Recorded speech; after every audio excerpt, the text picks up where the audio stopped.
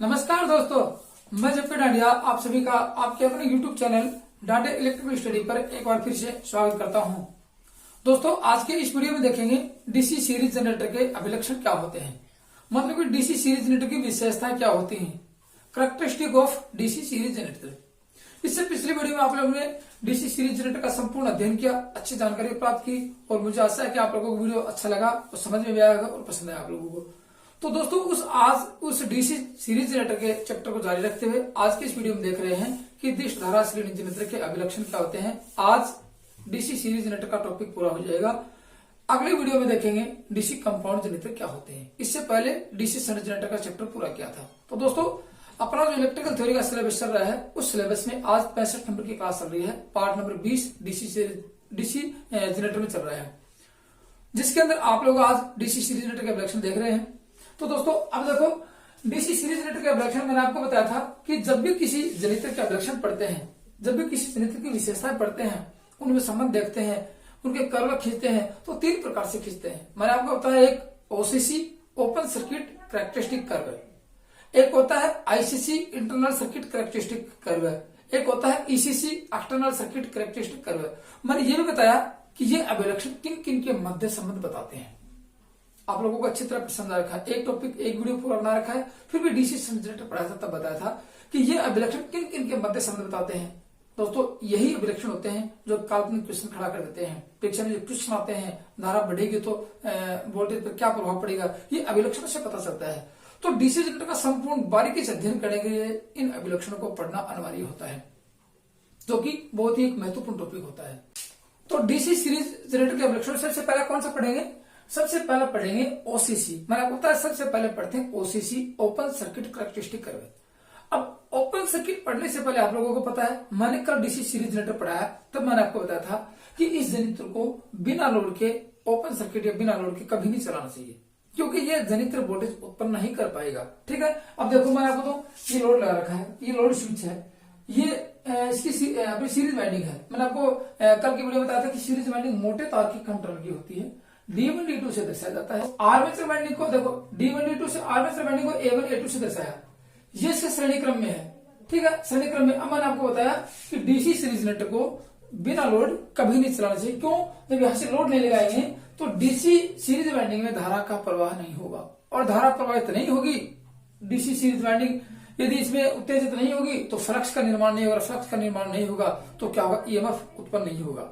इसलिए इसको बिना लोड चलाएंगे तो ईएमएफ उत्पन्न नहीं होगा। ईएमएफ टर्मिनल वोल्टेज का मान 0 हो सकता है, 0 होता है। तो इसलिए कहते हैं इसको लोड के साथ चलाइए। ये लोड मैंने ओपन कर दिया, लोड लग गया। अब बात आ गई कि लोड के साथ चलाएंगे तो क्या होगा? अपना ओपन सर्किट कैरेक्टरिस्टिक, जो ओपन सर्किट खुला परिपथ अभिलक्षण थे, वो सिद्ध नहीं होगा। तो यहां से इसको हटाएंगे और खुले परिपथ की बात करेंगे।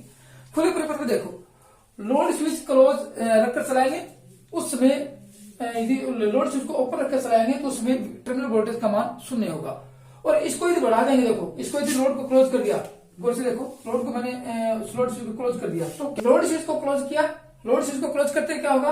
लोड बढ़ाएंगे, लोड बढ़ेगी तो लोड की धारा का मान बढ़ेगा, लोड धारा बढ़ेगी तो लोड इसमें सीरीज फील्ड की धारा का मान बढ़ेगा, सीरीज फील्ड की धारा बढ़ेगी तो आर्मेचर धारा बढ़ेगी। और आपको पता है कि सीरीज फील्ड में जब धारा का मान बढ़ेगा तो चुंबकीय फ्लक्स का मान बढ़ेगा, चुंबकीय फ्लक्स का मान बढ़ेगा तो ईएमएफ का मान बढ़ेगा। क्यों?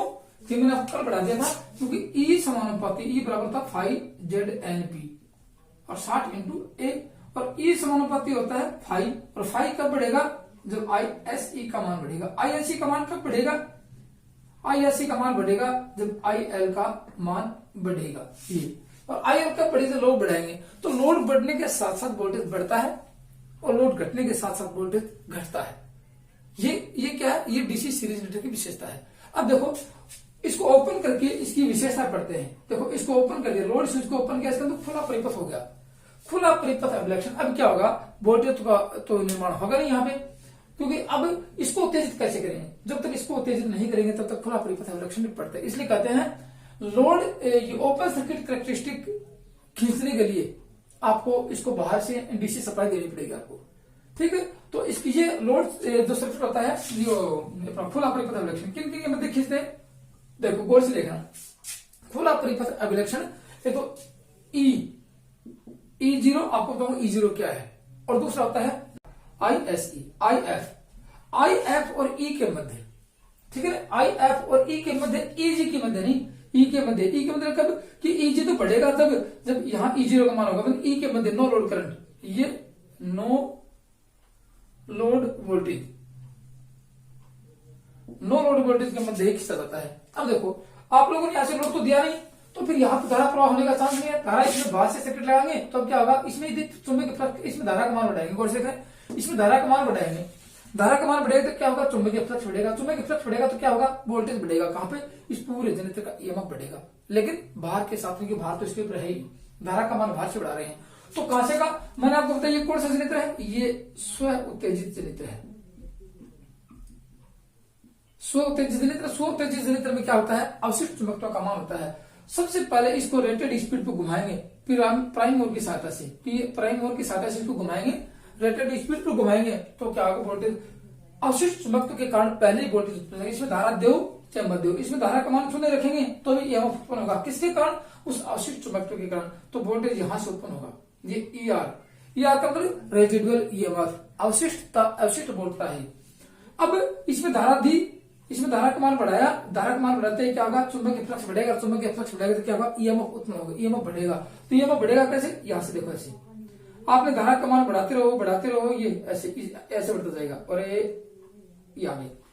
अब कहेंगे ये क्या हो गया कि आपने धारा का मान बढ़ाया, आई एफ का मान बढ़ाया, देखो आई एफ का मान यहां बढ़ा, चुंबकीय ईएमएफ बढ़ा, आई एफ बढ़ा, ये बढ़ा, क्योंकि आई एफ बढ़ने से क्या होगा, आई एफ बढ़ेगा तो चुंबकीय फ्लक्स बढ़ेगा, और चुंबकीय फ्लक्स बढ़ेगा तो ईएमएफ का मान बढ़ेगा। तो फिर लास्ट में कंडीशन आ गई, ये कंडीशन आ गई, देखो ये आपको बताऊं, ये आई एफ का मान और ये ईएमएफ का मान, ये कब तक बढ़ेगा, जब तक इसके पोल सैचुरेटेड नहीं हो जाएंगे। पोल सैचुरेशन होने के बाद जब आप आई एफ का मान बढ़ाओगे तो ईएमएफ का मान नहीं बढ़ेगा। इसलिए कह सकते हैं कि ये चुंबकीय अभिलक्षण होता है, ठीक है ना, क्योंकि चुंबकीय फ्लक्स बढ़ा रहे हैं, इसको कहते हैं चुंबकीय अभिलक्षण। खुले परिपथ अभिलक्षण को कहते हैं चुंबकीय अभिलक्षण, जिसको कहते हैं ओसीसी, ठीक है ना, ओसीसी कहते हैं। देखो कौन सा है ओसीसी, मतलब खुला परिपथ अभिलक्षण, खुला परिपथ अभिलक्षण, ये पढ़ रहे हैं अपन। ओसीसी ओपन सर्किट कैरेक्टरिस्टिक, चुंबकीय अभिलक्षण कहते हैं जिसको, ठीक है।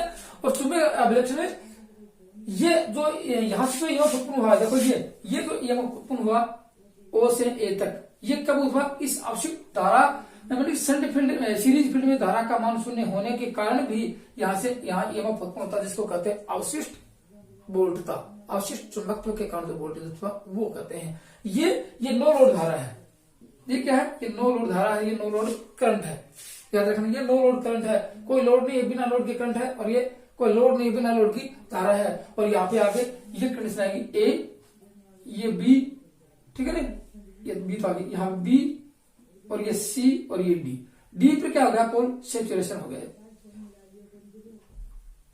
सेचुरेटेड हो गया, ये पोल का सेचुरेशन संतृप्त अवस्था प्राप्त कर ली है। बी क्या है, ये बी इसका ईएमएफ है, कब है, नो लोड है, नो लोड पे वोल्टेज है। तो ये तो था आपका चुंबकीय अभिलक्षण। इससे निष्कर्ष क्या निकलता है कि जब भी सीरीज फील्ड में धारा का मान बढ़ेगा तो ईएमएफ का मान बढ़ेगा, सीरीज फील्ड में धारा का मान घटेगा तो ईएमएफ का मान घटेगा। ये इसका चुंबकीय अभिलक्षण बताता है। ईएमएफ का मान क्यों बढ़ेगा, तो चुंबकीय अभिलक्षण ये कह सकते हैं कि सीरीज फील्ड में जब भी चुंबकीय फ्लक्स बढ़ेगा तो फिर ईएमएफ का मान बढ़ेगा, और सीरीज फील्ड में चुंबकीय फ्लक्स का मान घटेगा तो ईएमएफ बढ़ेगा। लेकिन ये वोल्टेज कितना होगा, ये 4 से 10 वोल्ट होता है। मैंने आपको बताया कि रेजिडुअल ईएमएफ का मान 4 से 10 वोल्ट के लगभग होता है, बस इससे अधिक नहीं होगा। बस ये तो थी बात कि लोड बढ़ने के इसमें अब फील्ड करंट धारा बढ़ने के साथ साथ कर्व भी बढ़ता जाता है, और धारा घटने के साथ कर्व भी घटता जाता है। ये तो था आपका ओपन सर्किट कैरेक्टरिस्टिक। तो जिसमें बताया कि चुंबकीय फ्लक्स और वोल्टेज में क्या अंतर होता है, सीरीज फील्ड धारा में इसमें क्या अंतर है, और आपको बताया कि आई एल का मान अब बढ़ाएंगे। आई एल देखो, आई ए बराबर आई एस ई बराबर आई एल। सीरीज जनरेटर होने में ये होता है कि तीनों सीरीज में है, क्या, लोड, सीरीज फील्ड और आर्मेचर, तीनों सीरीज में तो तीनों की धारा समान रहेगी। एक तो अभिलक्षण आपका ये था।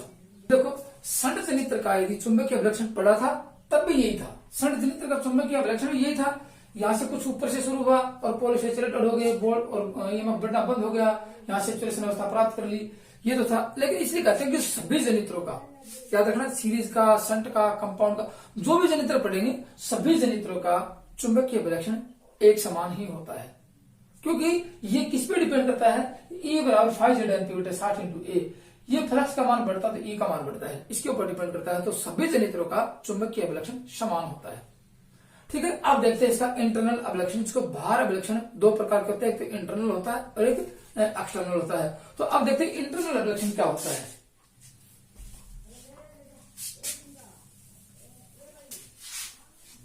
दूसरा अभिलक्षण कौन सा देखते हैं, इंटरनल अभिलक्षण, इंटरनल कैरेक्टरिस्टिक।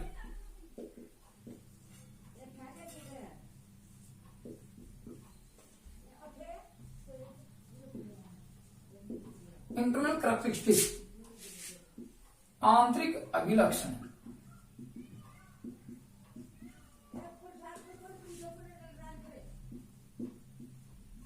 ये देखते हैं, ठीक है। और आंतरिक अभिलक्षण आपको पता है, आंतरिक अभिलक्षण के बारे में बताओ आपको। आंतरिक अभिलक्षण कर्व, जिसको हिंदी में शॉर्टकट में कहते हैं आई का ई, आई और सी, ICC, इंटरनल कैरेक्टरिस्टिक कर्व है। ये देखते हैं। अब इसमें देखो क्या देखेंगे, ये अभिलक्षण किन किन के मध्य होता है। ये अभिलक्षण जनरेट EMF और लोड धारा के मध्य खींचा जाता है। याद रखना बात, ये अभिलक्षण क्या संबंध बताता है, सीरीज जनरेटर में उत्पन्न EMF और लोड में धारा का मान क्या रहेगा, दोनों में संबंध क्या रहेगा। धारा का मान बढ़ेगा तो EMF के ऊपर क्या प्रभाव पड़ेगा, ये बताता है। क्या ये इंटरनल अभिलक्षण बताता है, आंतरिक अभिलक्षण बताता है, जो कि इसकी विशेषता होती है। तो ये क्या कहेंगे, ये EG व IL के मध्य संबंध बताता है।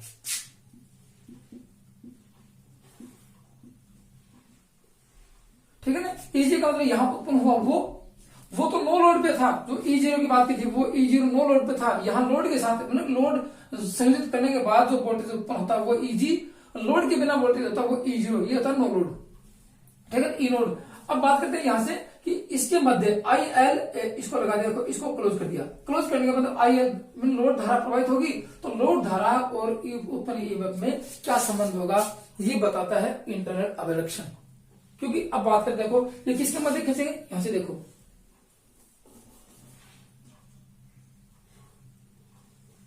इसको खींच रखो, इसको रखेंगे किसको, इसको रखेंगे वाई एक्सिस पर और इसको रखेंगे एक्स एक्सिस पर, ये याद रखना। अब इसको देखो, ये वाई एक्सिस और ये एक्स एक्सिस, ये देखेंगे। अब वाई पे क्या था, EG का मान था। आप लोगों ने देखा था कि नो लोड की बात की, ये था आपका E0। E0 क्या है, नो लोड वोल्टेज। और अब यहां पे धारा का मान देखो, यहां ISC का मान, IL बोल दो, ISC बोल दो, क्योंकि IA बराबर ISE बराबर IL होता है, क्योंकि ये सीरीज जनित्र है और सीरीज जनित्र में तीनों के तीनों श्रेणी क्रम में लगे होते हैं, संयोजित होते हैं। ठीक है। अब इस अभिलक्षण की बात करें, ये अभिलक्षण देखो, यहां से EG कब उत्पन्न होगा, जब इसको जनरेटर को घुमाएंगे। वो तो था नो लोड पे, अब लोड संयोजित करने के बाद इस जनरेटर को प्राइमर की सहायता से घुमाएंगे, तो सबसे पहले इसमें धारा का मान शून्य होगा। देखो धारा का मान शून्य है, क्योंकि यहां से कोई धारा प्रवाहित नहीं है। इसको सबसे पहले घुमाएंगे तो वोल्टेज उत्पन्न होगा, EMF उत्पन्न होगा, किसके कारण, उस अवशिष्ट चुंबकत्व के कारण। तो कुछ ऊपर से शुरू होगा यहां से, ठीक है ना, कुछ ऊपर से शुरू होगा यहां से, इसको बोलते A पॉइंट और ये 0 पॉइंट। ठीक है ना। अब देखो यहां से शुरू होगा, अब धीरे धीरे आप लोगों ने जनरेटर को घुमाना शुरू किया और 1-2% EMF धारा प्रवाहित हुई। धारा प्रवाहित होने के बाद क्या होगा, देखो ये तो अपना वोल्टेज है, ये वोल्टेज कौन सा है, E0। लेकिन अब क्या होगा, जो ही आप जनरेटर को घुमाओगे, लोड तो संयोजित है ही, लोड संयोजित है तो आर्मेचर रिएक्शन उत्पन्न होगी। वहां आर्मेचर रिएक्शन को शून्य माना गया था, किसमें, OCC में आर्मेचर रिएक्शन को शून्य माना गया था, क्योंकि लोड नहीं था। जब तक लोड संयोजित नहीं होता है आर्मेचर रिएक्शन उत्पन्न नहीं होती है। लेकिन यहाँ लोड ऑलरेडी पहले से संयोजित करके रखा है, तो इसमें मतलब आर्मेचर रिएक्शन होगी। तो आर्मेचर रिएक्शन होगी, तो आर्मेचर रिएक्शन क्या होगी, इस आर्मेचर रिएक्शन क्या होती है, देखो आर्मेचर द्वारा उत्पन्न चुंबकीय फ्लक्स का फील्ड के चुंबकीय फ्लक्स पर प्रभाव डालना आर्मेचर रिएक्शन कहलाती है, जो कि विचुंबकन का प्रभाव डालती है, इसको कमजोर करती है। किसको, इसके चुंबकीय फ्लक्स को कमजोर करती है, EMF का मान घटना शुरू हो जाता है। तो अब यहां से ये EMF उत्पन्न होकर लोड बढ़ाएंगे, EMF बढ़ना शुरू हो गया। देखो यहां से धारा का मान बढ़ा IL का, और ये E बढ़ना शुरू हो गया, या E बढ़ना शुरू हो गया, E का मान, और ये धीरे धीरे बढ़ेगा ऐसे, ये ऐसे, फिर जाके ये ऐसे बढ़ता गया। लेकिन इसके बराबर नहीं हुआ, क्योंकि ये तो बिना लोड का वोल्टेज था। लोड के ऊपर वोल्टेज होगा तो आर्मेचर रिएक्शन होगी, और आर्मेचर रिएक्शन क्या करेगी, वोल्टेज को कम करेगी, और ये यहां से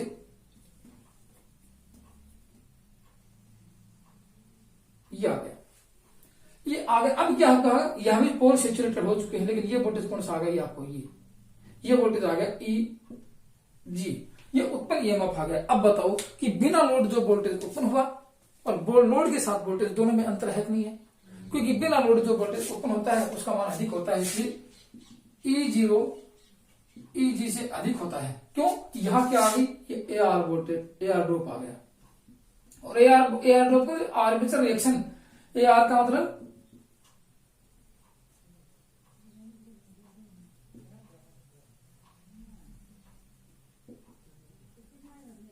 आर्मेचर रिएक्शन, ये आर्मेचर रिएक्शन के कारण वोल्टेज कम हो गया, यहां EG आ गया। ठीक है, अब देखो ये आपका इंटरनल रिडक्शन है कि लोड में और इसमें क्या संबंध है, ठीक है।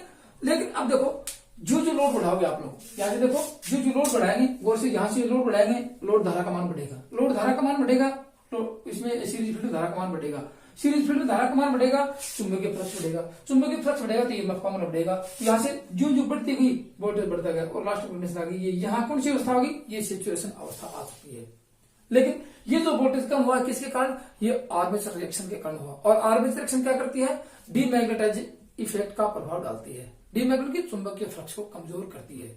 एक तो होता है विक्षोभ प्रभाव, चुंबकीय फ्लक्स को वितरित करना, और एक होता है उसको कमजोर करना। चुंबकीय फ्लक्स को कमजोर करती है और ईएमएफ का मान कम हो जाता है। ठीक है, तो ईजी का मान कैसे लिखेंगे, देखो ये ईजी हो गया बराबर E0, ये E0 हुआ, इसमें से क्या घटाएंगे, AR ड्रॉप, आर्मेचर रिएक्शन के कारण जो उत्पन्न वोल्टेज जो ड्रॉप होता है, वोल्टेज कम होता है, वो E0 में से घटा देंगे, आपको EG मिल जाएगा। ठीक है, इसलिए हो गया E0 का मान नो लोड वोल्टेज, E0 क्या है, नो लोड वोल्टेज,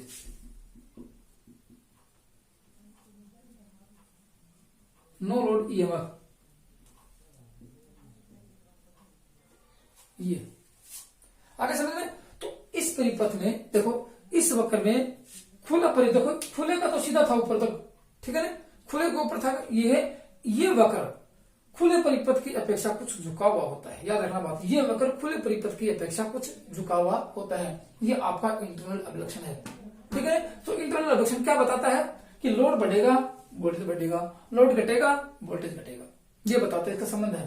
तो लोड बढ़ेगा तो क्या होगा, IL का मान बढ़ेगा, IL का मान बढ़ेगा, ISC का मान बढ़ेगा, क्योंकि अपने सीरीज में है, तो ये बताता है कि लोड बढ़ेगा तो वोल्टेज बढ़ेगा, लोड घटेगा तो वोल्टेज घटेगा। लेकिन इस सर्किट को ओपन कर दिया जाए तो ईएमएफ का मान शून्य हो जाएगा, ये बताता है आपका इंटरनल अभिलक्षण। जो परीक्षा में काफी बार पूछा जाता है, जिसमें आप लोग कंफ्यूज हो जाते हो, तो कंफ्यूज होने की अपनी जरूरत नहीं दोस्तों।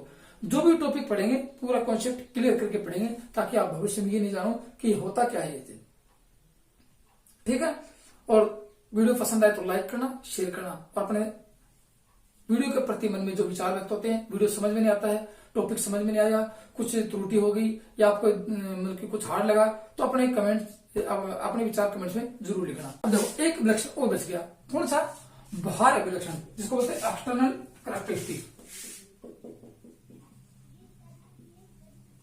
एक्सटर्नल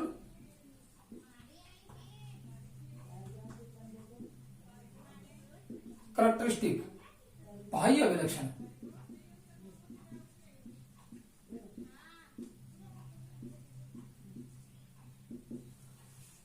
अब क्या बच गया, बाह्य अभिलक्षण बच गया आपका। अब बाह्य अभिलक्षण देखो, इसको बाहर अभिलक्षण के नाम से जानते हैं, कौन से को, इसको बाहर अभिलक्षण, लोड कैरेक्टरिस्टिक के नाम से जानते हैं, बाहर विशेषता या बाहर अभिलक्षण।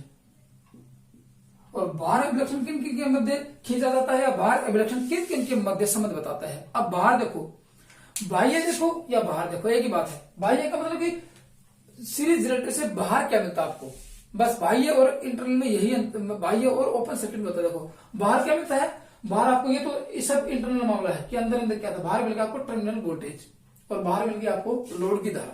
दो बातें आगे, बाहर क्या लगाएंगे, वोल्टेज मिलेगा और लोड लगाएंगे, तो लोड लगाएंगे तो लोड की धारा प्रवाहित होगी, और वोल्टेज मिलेगा, उसको कहते हैं टर्मिनल वोल्टेज। EG और E0 तो आर्मेचर के अंदर होता है, वो अपने को दिखाई नहीं देता है, वो अंदर हुआ, और अपने उसके बारे में कल्पना करके उसको मापन कर सकते हैं। लेकिन बाहर तो देख रहे हैं कि बाहर दो टर्मिनल पर क्या मिल गया आपको, टर्मिनल वोल्टेज मिल गया। इसलिए कहते हैं ये अभिलक्षण कौन सा, एक्सटर्नल अभिलक्षण VT व IL के मध्य, VT व IL के मध्य संबंध बताता है या कर्व खींचा जाता है। VT व IL के मध्य कर्व खींचा जाता है। एक बात तो याद है, सबसे पहले मुद्दा तो ये आता है कि एक्सटर्नल अभिलक्षण किन किन के मध्य होता है, इंटरनल अभिलक्षण किन किन के मध्य होता है, मतलब बाह्य अभिलक्षण, और एक होता है ओपन सर्किट अभिलक्षण किन किन के मध्य होता है। वो क्या बताते हैं, वो बताते हैं तो देख रहे हैं अपने, ठीक है ना। तो अब आगे बात है कि ये टर्मिनल वोल्टेज, ठीक है ना, ये टर्मिनल वोल्टेज और लोड धारा के मध्य संबंध बताता है, ठीक है ना। अब देखो बात आती है टर्मिनल वोल्टेज आ गया, ये टर्मिनल वोल्टेज में ये किन किन, देखो मैंने आपको कल बताया था कि आर्मेचर के अंदर सबसे पहले नो लोड के ऊपर E0 उत्पन्न होगा, नो लोड वोल्टेज उत्पन्न होगा। फिर लोड लगाएंगे तो E0 अपने Eg बचेगा, जनरेट EMF बचेगा। लोड लगाने के बाद देखो यहां से Eg का मान उत्पन्न हुआ, EMF उत्पन्न हुआ, वो कहां जाएगा, पहले तो आर्मेचर रिएक्शन के कारण कम हो गया क्योंकि E0 से Eg आया। वोल्टेज में बताऊं E0 सबसे पहले उत्पन्न हुआ कौन से पे, नो लोड पे, ठीक है, नो लोड वोल्टेज। फिर आया Eg, ये लोड के साथ उत्पन्न EMF, जनरेट EMF, ठीक है ना। अब नो लोड से ये वोल्टेज कम हुआ, मैंने आपको बताया कि E0 से Eg कम होगा, किसके कारण, AR के कारण, आर्मेचर रिएक्शन के कारण। अब उसके बाद अपने को बाहर क्या मिलेगा, टर्मिनल वोल्टेज मिलेगा, VT मिलेगा, तो ये बाहर टर्मिनल पे मिलेगा टर्मिनल वोल्टेज। लेकिन अब बात आ गई कि इससे ये कम होगा, कितना कम होगा, देखो मैं आपको बताऊं, ये वोल्टेज उत्पन्न हुआ, बाहर किसके पास जाएगा, बाहर जाएगा आर्मेचर के पास, क्योंकि आर्मेचर वाइंडिंग में EMF, फिर जाएगा कम्यूटेटर के पास, कम्यूटेटर से कार्बन ब्रश के पास, क्योंकि यहां से कम्यूटेटर पर आया और कम्यूटेटर से कार्बन ब्रश पे आया, कार्बन ब्रश के पास इसके पास जाएगा। तो अब आगे बात कि जहां पे इस वोल्टेज को रेजिस्टेंस का सामना करना पड़ता है, रेजिस्टेंस से होकर वोल्टेज गुजरता है, वहां वोल्टेज ड्रॉप अवश्य होता है। तो एक वोल्टेज ड्रॉप तो पहले आ गया आर्मेचर रिएक्शन के कारण, दूसरा वोल्टेज ड्रॉप कब आ गया, क्योंकि आर्मेचर के प्रतिरोध के कारण वोल्टेज ड्रॉप हो गया आर्मेचर के अंदर ही। तो आर्मेचर के अंदर वोल्टेज ड्रॉप हुआ, आर्मेचर ने वोल्टेज रोका, उसको कहेंगे आर्मेचर वोल्टेज ड्रॉप या आर्मेचर प्रतिरोध वोल्टेज ड्रॉप हो गया। फिर ये वोल्टेज माना कि यहां से देखो, मैं आपको गौर से समझाऊं, ये माना कि E0 मान, नो लोड पे वोल्टेज था अपने पास, मान लीजिए 200 वोल्टेज था, कौन से पे, E0 का मान। फिर लोड लगा दिया, वोल्टेज घट गया, मान लीजिए कि Eg का मान हो गया आपके पास 190, तो 10 वोल्टेज कम हो गया। अब ये 10 वोल्टेज किसके कारण कम हुआ, आर्मेचर रिएक्शन के कारण, क्योंकि इसका मान कितना था, 200, इसका मान कितना था, मान लीजिए कि 190 है, 10 वोल्टेज कौन खा गया, आर्मेचर रिएक्शन के कारण। अब बाहर क्या मिल गया, देखो बाहर मान लीजिए कि आपको 170 वोल्टेज मिल गया, तो 20 वोल्टेज कहां चला गया, ये मुद्दा आता है। इसलिए कहते हैं कि Eg से VT का मान कम होता है, Eg से VT का मान 20 वोल्टेज की आप गणना कर दो, 20 वोल्टेज कहां से लगे, तो कल्पना कर रहे हैं कितना जाता है, वो तो उसके ऊपर डिपेंड करता है कि कितनी राशियां होती है, लेकिन अनुमान लगा रहे हैं कि 20 वोल्टेज कहां गया, मैं आपको बताऊं, इस आर्मेचर के प्रतिरोध ने वोल्टेज ड्रॉप किया, मान लीजिए कि उसने 10 वोल्टेज ड्रॉप कर लिए, तो 190 तो इसके अंदर था, लेकिन 10 वोल्टेज बाहर ड्रॉप हो गई, तो कितना बच गया, 180 बच गया, 180, लेकिन यहां कितना मिला, 170, तो फिर 10 वोल्टेज कहां गया, क्योंकि अब वो वोल्टेज सीरीज वाइंडिंग से होकर गुजरेगा तो क्या होगा, सीरीज वाइंडिंग में भी रेजिस्टेंस होगा, तो सीरीज वाइंडिंग में रेजिस्टेंस होगा तो क्या करेगी, वो भी ड्रॉप करेगी। इसलिए इन सभी भागों से गुजरने के बाद अपने को मिलता है टर्मिनल वोल्टेज। तो ये लिख सकते हैं कि टर्मिनल वोल्टेज, क्योंकि इसमें रेजिस्टेंस के कारण वोल्टेज ड्रॉप हुआ और इसमें रेजिस्टेंस के कारण वोल्टेज ड्रॉप हुआ, तो रेजिस्टेंस के कारण जो वोल्टेज ड्रॉप होता है उसको कहते हैं ओमिक ड्रॉप बोलते हैं। तो VT का मान देखो, VT कैसे प्राप्त करेंगे, टर्मिनल वोल्टेज, देखो टर्मिनल वोल्टेज को Eg में से, टर्मिनल वोल्टेज को Eg में से ओम के द्वारा या प्रतिरोध के द्वारा जो वोल्टेज ड्रॉप होता है उसको घटाकर, ठीक है ना, उसको घटाकर प्राप्त किया जाता है। एक तो याद रखना बात। तो VT का मान देखो, मैं आपको कर्व बताता हूं, देखो कैसे, देखिए मैं आपको कर्व खींच के दिखाता हूं कि कैसे कैसे कर्व खींचा जाता है। देखो गौर से देखो, आपको पॉइंट टू पॉइंट समझ में आएगा। ये कर्व खींचते हैं इसका, ये लेंगे वाई एक्सिस और ये लेंगे एक्स एक्सिस, यहां लेंगे E का मान, E लेंगे या फिर VT लेंगे इधर, और यहां लेंगे ISE या IA या IL, तीनों में से कुछ एक और, क्योंकि तीनों बराबर ही, ठीक है। अब देखो सबसे पहले बात आती है, यहां से जो वोल्टेज उत्पन्न होगा शुरू में E0 होगा, तो यहां से उत्पन्न होगा, क्योंकि अवशिष्ट चुंबकत्व तो शुरू में इसको घुमाएंगे, ना शुरू में इसको घुमाएंगे तो वोल्टेज यहां से उत्पन्न होगा। तो ये आ गया O, ये क्या होगा ER रेजिडुअल ईएमएफ, अवशिष्ट चुंबकत्व के कारण उत्पन्न वोल्टेज। फिर यहां से आपको इसको घुमाओगे, लोड लगा हुआ है, ठीक है ना। तो अब देखो बात आती है कि यहां से पहले सबसे पहले नो लोड वोल्टेज को दर्शा दो आप लोग कि लोड नहीं लगाया तो वोल्टेज उत्पन्न हुआ, वो दर्शा दो E0। माना कि ये वोल्टेज बिना लोड के ऊपर आपने उत्पन्न कर लिया था पहले। अब लोड लगाया, लोड लगाने के बाद जो वोल्टेज उत्पन्न होगा इसके अंदर वो देखो यहां से इसको घुमाओ, ये आ गया। तो लोड लगाने के बाद वोल्टेज उत्पन्न होगा, कम होगा, क्यों होगा कि आर्मेचर रिएक्शन उत्पन्न हो जाएगी। तो मान लीजिए कि ये वोल्टेज आ गया आपका घट के, ये तो धारा बढ़ा रहा है, क्योंकि लोड लगाने के बाद धारा बढ़ेगी, तो धारा ये बढ़ी, ये बढ़ी, ये ऐसे बढ़ेगी धारा, तो यहाँ वोल्टेज बढ़ेगा ऐसे ऐसे, ये वोल्टेज बढ़ा। मान लीजिए कि वोल्टेज यहाँ पे आकर रुक गया E0 रुक गया और ये वोल्टेज आ गया, ठीक है। तो इसको दर्शा दें कि ये वोल्टेज उत्पन्न होगा, ये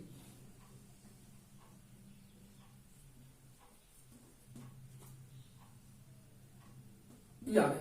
ये कौन सा वोल्टेज आ गया, ये आपका आ गया EG और ये E0। क्यों, अब ये वोल्टेज कम क्यों हुआ, देखो कम होने का कारण ये था AR ड्रॉप। AR को क्या समझोगे आप लोग, आर्मेचर रिएक्शन वोल्टेज ड्रॉप। एक कंडीशन तो आपने समझ ली, जब लोड लगाया, लोड लगाने के साथ इस यूनिट को घुमाया तो वोल्टेज कम होगा ये। फिर दूसरी कंडीशन आगे देखो, दूसरी कंडीशन कब आ गई, यहां से घुमाने के बाद लोड जो बढ़ता है तो वोल्टेज तो बढ़ेगा, क्योंकि लेकिन यहां से इस वोल्टेज से घटेगा, ठीक है ना। IL का मान बढ़ेगा, IL का मान बढ़ेगा जिसके फ्लक्स बढ़ेगा, लेकिन यहाँ टर्मिनल वोल्टेज का मान इससे कम हो जाएगा जनरेटिंग ईएमएफ से, इसके साथ साथ घटता जाएगा। तो अब ये ओमिक ड्रॉप आ गया, तो क्या लिखेंगे, यहां से दूसरी कंडीशन। एक कंडीशन तो ये थी आपकी, ये कंडीशन कब थी, ये नो लोड पे, और ये कंडीशन कब आ गई, लोड के साथ।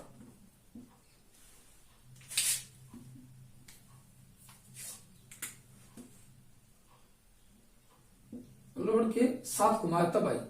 अब तीसरी कंडीशन कब आएगी, तो तीसरी कंडीशन आती है कि अब इसने ड्रॉप किया और इसने ड्रॉप किया, दोनों ने ड्रॉप किया, तो तीसरी कंडीशन आ गई, ये वोल्टेज यहां से कम हो जाएगा से, ये वोल्टेज कम हो गया। ये किसके कारण कम होगा, तीसरी कंडीशन आती है VT, यहां आ गया VT, ये कम हो गया यहां से, ये कम हो गया यहां से। ये कम क्यों हुआ, ओमिक प्रतिरोध आ गया, ओमिक प्रतिरोध आ गया। और ओमिक प्रतिरोध कहां का होता है, आर्मेचर में है। ओमिक रेजिस्टेंस कहां का है, उन्होंने जो ड्रॉप किया वो घट गया, आर्मेचर ने घटाया और सीरीज वाइंडिंग ने घटाया, ये ओमिक ड्रॉप आ गया। तो अब आगे बात, ये कौन सा आ गया, देखो यहां से इसको आप डॉटर दिखा दो, ये आ गया पापा VT।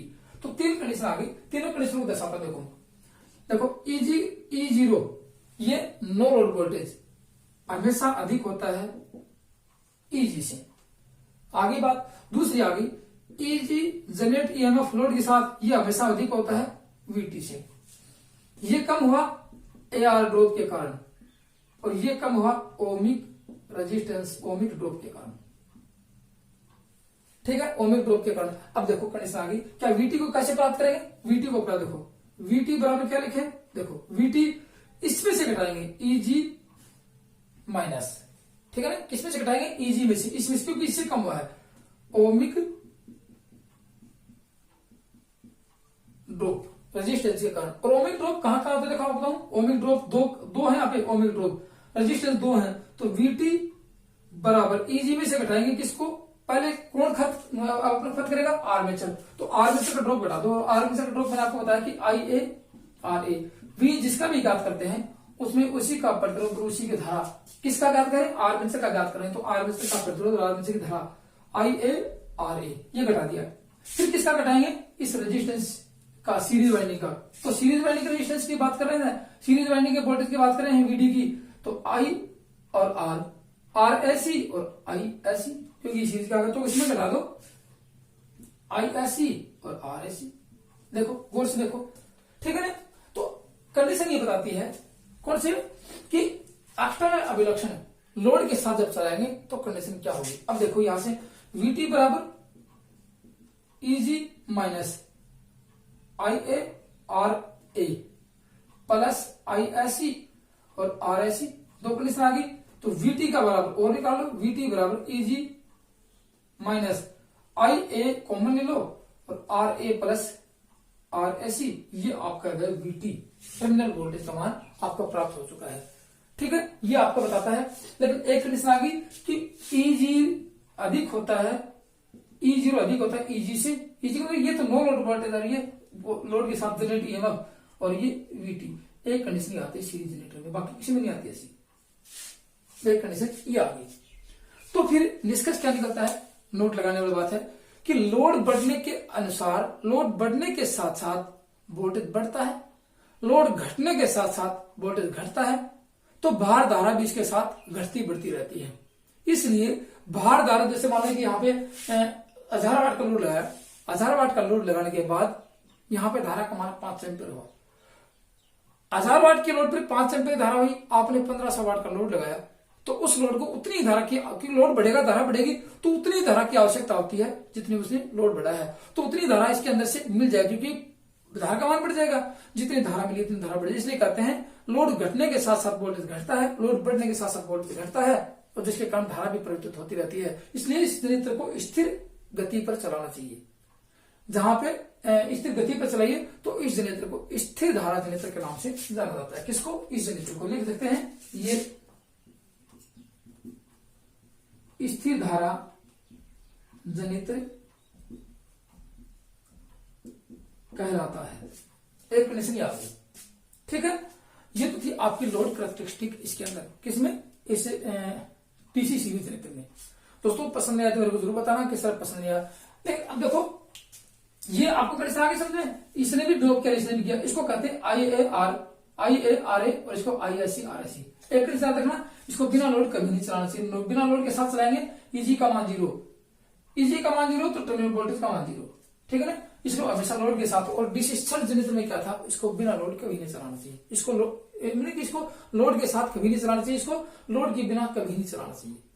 ये तो दोस्तों आपकी इसकी डीसी सीरीज जनरेटर की कंडीशन है। अब देखते हैं डीसी सीरीज जनरेटर का प्रयोग कहाँ किया जाता है, क्लियर देख लेते हैं। डीसी सीरीज जनरेटर का प्रयोग आपको बताऊं, डीसी सीरीज जनरेटर का प्रयोग जहां पायरेशन की लंबी लंबी लाइनें होती है। देखो जितनी लंबी लाइनें होंगी उसका लाइन का रेजिस्टेंस उतना ही अधिक होगा, जितना रेजिस्टेंस अधिक होगा वोल्टेज ड्रॉप उतना ही अधिक होगा। ठीक है ना, और आपको पता है कि लोड लगेगा वोल्टेज घटेगा। तो जहां लंबी लाइनें होती है, कुछ तो रेजिस्टेंस होता है, कुछ लोड बढ़ता है, वोल्टेज का मान घट जाता है। इसलिए डीसी की लंबी प्रसारण लाइनों में वोल्टेज ड्रॉप को पूरा करने के लिए, लिख लो, डीसी की लंबी प्रसारण लाइनों में वोल्टेज ड्रॉप को पूरा करने के लिए इस जनरेटर का बूस्टर के तौर पर प्रयोग करते हैं। ठीक है ना, इस कौन से का? सीरीज जनरेटर का बूस्टर के तौर पर प्रयोग, जिसको बोलते हैं लाइन बूस्टर के रूप में इसका प्रयोग किया जाता है। कहां पे? डीसी की ट्रांसमिशन लाइनों में वोल्टेज ड्रॉप को पूरा करने के लिए डीसी सीरीज जनरेटर का लाइन बूस्टर के रूप में प्रयोग करते हैं, जो कि वोल्टेज ड्रॉप को पूरा, क्योंकि लोड बढ़ेगा तो वोल्टेज बढ़ेगा, और वोल्टेज बढ़ेगा तो पूरा करके देगा, आपको पता है।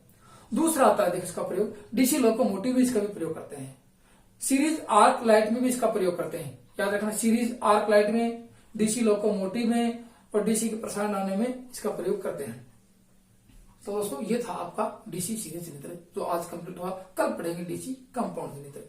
दोस्तों वीडियो पसंद आए तो लाइक करना, शेयर करना, और जो पहले बार वीडियो देख रहे हैं वो इलेक्ट्रिसिटी थ्योरी का नियमित पैटर्न के आधार पर कंप्लीट अध्ययन करने के लिए डांडे इलेक्ट्रिक स्टडी चैनल को सब्सक्राइब जरूर कर लें। थैंक यू, धन्यवाद दोस्तों।